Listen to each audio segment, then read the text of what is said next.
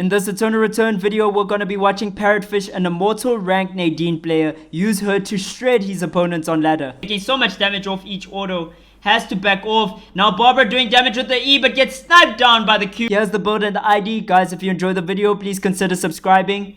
Let's get it. And we are back with another one. Today we're going to be checking out a Nadine player called Parrotfish. Parrotfish 92 is an immortal ranked Nadine main, and he is going to be playing this in preseason. Of course, now a lot of them already back in immortal rank. He's currently back in immortal rank for the preseason, so we'll be playing against a lot of tough competition here.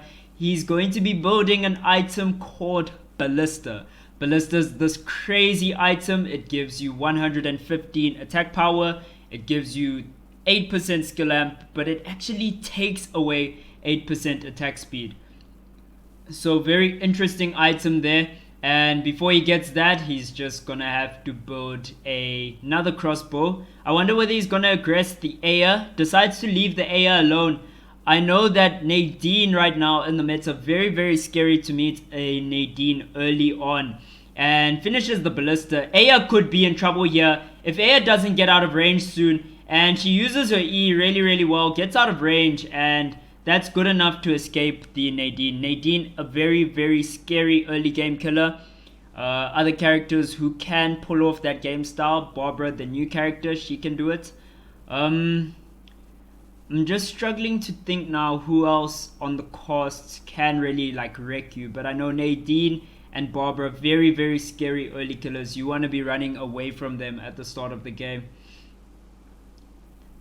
I know that Han Wu has a lot of damage early, but it's not very viable for him to be playing that playstyle. Just has a problem chasing his opponents down, whereas Nadine has that E, and she has a lot of range with the Q to just snipe an opponent as they're trying to get away, and doesn't really lose much from chasing because her playstyle is focused on killing things on the map, not really the other players, but she can afford to do that early game. So the Ballista, I was still talking about that item. It gives you so much attack power. You just do so much damage. And this whole build is actually based off getting a whole lot of attack power and then compensating for the fact that the Ballista takes away attack speed by getting more attack speed items. So you're going to see the likes of Radar come through. You're going to see Tactical Ops Helm come through. And then you also get a little bit of lifesteal. So you get a bunch of, okay, gonna be autoing the Suichi, not pursuing onto the Suichi though, just checking for that Mithril. Mithril would be a great find. Of course, the Sheath of Shah Jahan would just instantly be replaced. Now autoing with the Aya, and there's a Burnus involved, uses his E to kite out of this, and plays that really well, builds the Lace Quiver right after that. The Lace Quiver seems to be a consideration as his build does actually have the Dublin in it. Oh, a Q into the auto, does so much damage. The R as well gets rooted by the Burnus. Burnus just trying to escape this. Q gonna be coming through here.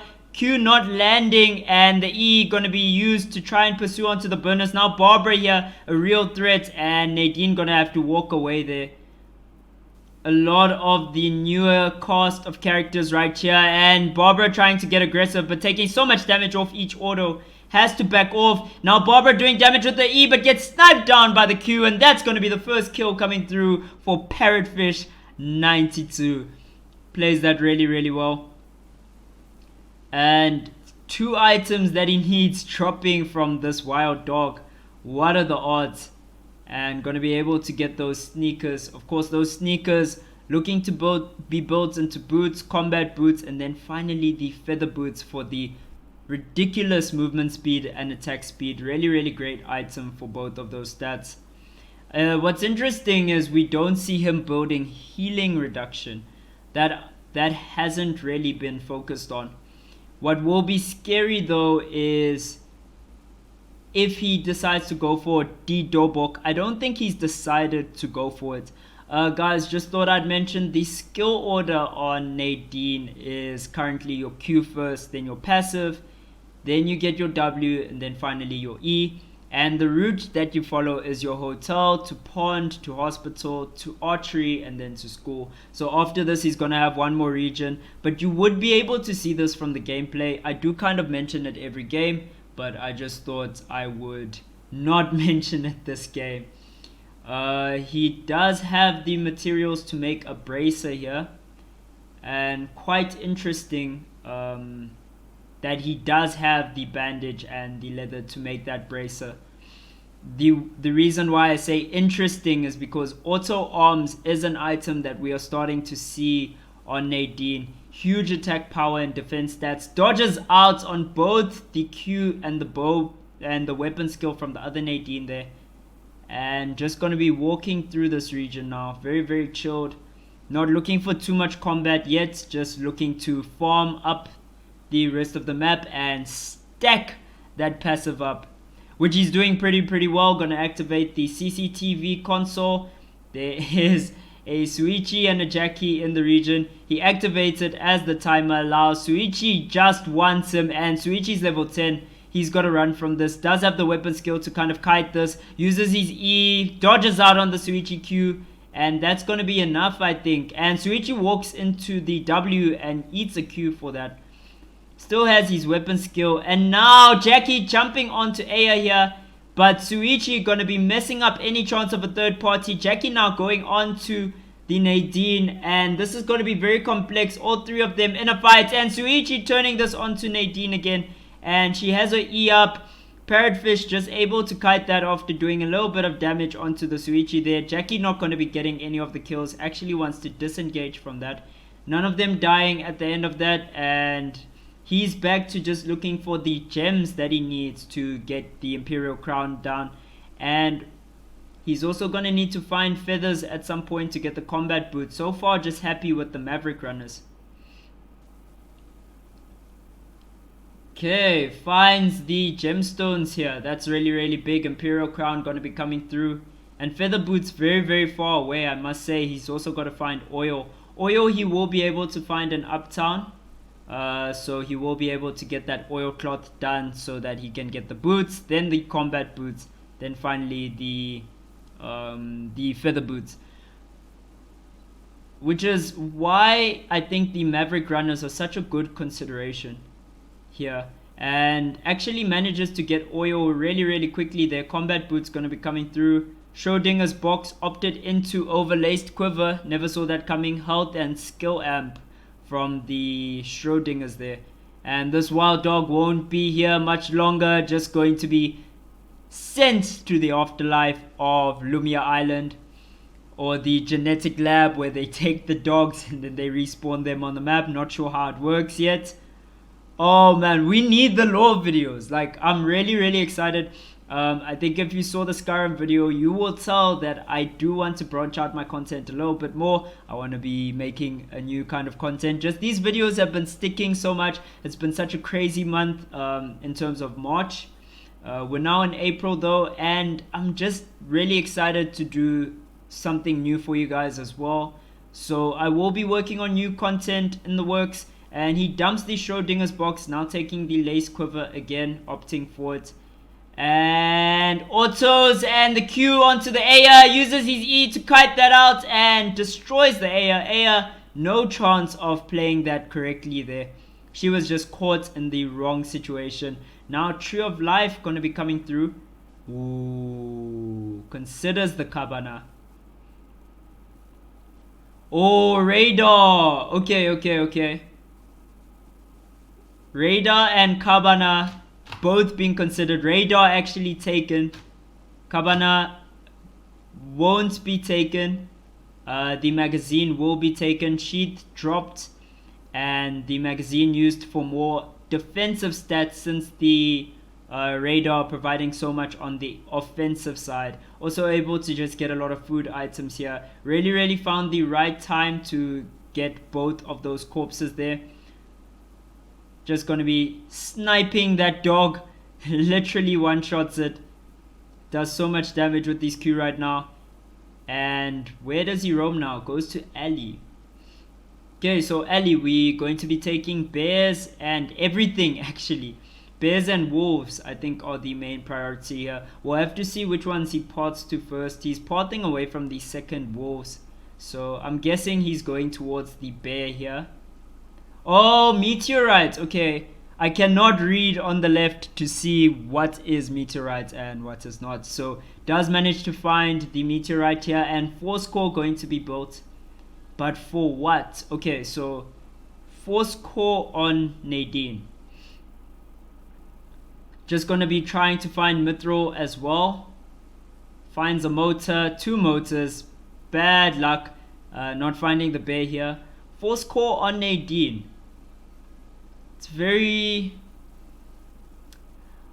Elysian Halo. Okay. So he picked up the branch there, so he's gonna get a headband and he's gonna get Elysian Halo. Elysian Halo is that new item, guys.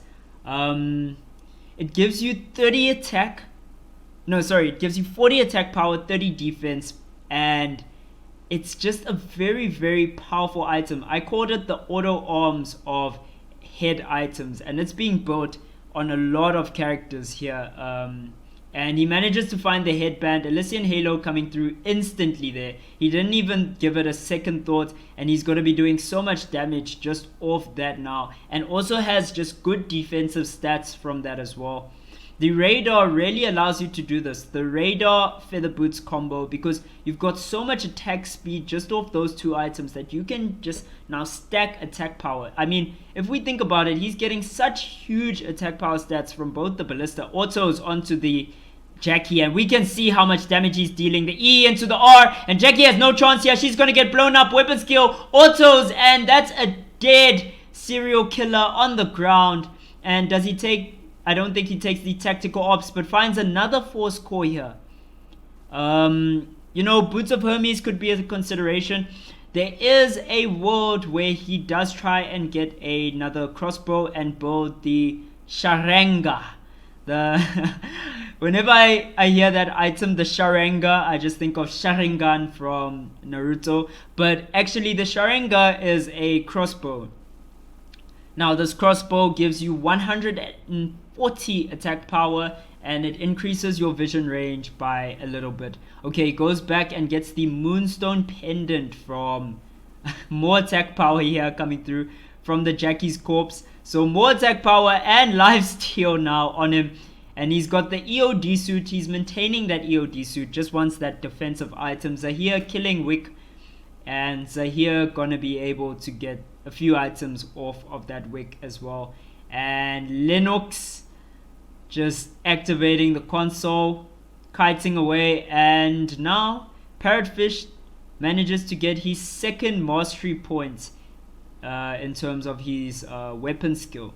So now he's going to be very, very strong, going to be able to kite back even better and do more damage off of that weapon skill. Doesn't even search the wolves here. No one will leave Mithril just lying around, so just disregards their existence completely. He's going to be able to search this orange chest before anyone else, and the Sharenga does come through. 140 attack, and the ballista now just being thrown away. The 8% skill lamp really being outdone by the extra 35 attack power. EOD boots found and disregarded, just discarded actually, not really wanted. And we're gonna have to see him now walk towards that last region. Oh no, this isn't the last region.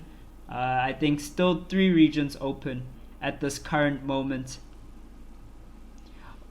And we're just gonna see Parrotfish kind of shuffling between the accessory items there. Hasn't really made up his mind which one is important and which one isn't. Lennox, Suichi, Aya, and him left on the map. Lots of tough matchups for him.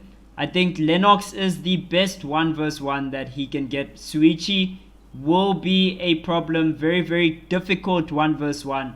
That is the one he does not want to be taking. Aya also difficult, but you know, Aya can be outplayed by Nadine. He's been doing it pretty consistently this game, so shouldn't really be too worried about the Aya. Now just parting down, finds nothing useful on that Burnus and keeps it moving. Alright, so right now he's just setting up in this region. Kind of just planting some traps here and there. Planting vision down. Does he suspect this will be the last region? Finds a bear anyway. Okay, so it's not that he suspected that dock was going to be the last region. More that he needed the protection from the vision that he was planting. And now there's a Lennox here in this region and he plays it very, very safe. Just using his W on the door. Going to be activating the console now. And doesn't look like there's any bears in that corner. Actually, it does. They are. We'll just have to see. Yeah, there's 2 bears in the corner. And this is going to be very big. Not only for XP. He's going to level up off this. And does he get one of the RNG items? Oh, Force Core again. Oh my gosh. And now does so much damage to Lennox.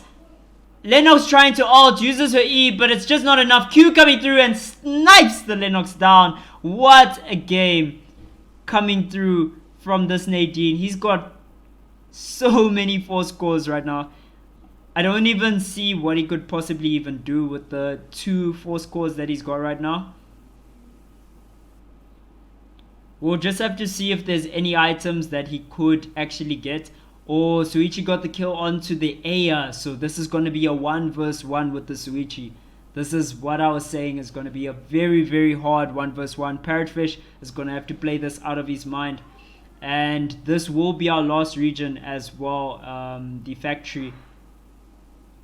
Ooh, just kind of face checking that. But I suppose Faulty had his E for safety if Suichi popped out. That's why he walked up there quite confident. Okay, trying to build some remote mines. Alright, cool. So that will be the item that he ends up getting. Just gonna be trying to get the remote mines done. He's gonna have to find a nail here. If he finds a nail, he can make some remote mines and he can set up traps for Suichi and make the fight a little bit easier for himself. If he can set up really, really well using his W's and some traps, he can win against the Suichi. But otherwise, I think Suichi wins this game. I don't even want to lie to you. This might be a 4-kill Parrotfish game, which is still very, very good since I'm commentating it. But the Suichi is going to be very scary, and he needs to find nails right now. It is of paramount importance. Not searching chests, finds the nails, and now going to be able to make those remote mines. First gets into the safe area, just using his E to check the rush first, then to go into it. Going to be making the remote mines here. And Suichi really played himself by not playing more aggressively or showing more map presence. Now Nadine has a chance to set up here. And the final console will be activating. There's 2 players left, so these safe areas are going to close. And what's going to happen is it's going to be that last console. There's Suichi on the other side of the map. And we're going to have that last console which everyone has to part to. We've got 30 seconds for everyone to get here, the 2 players.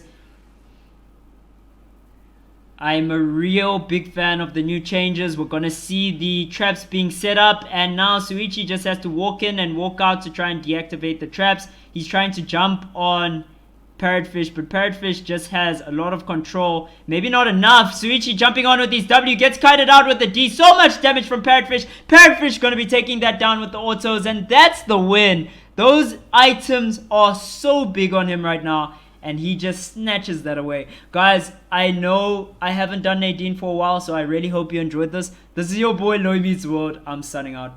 Peace!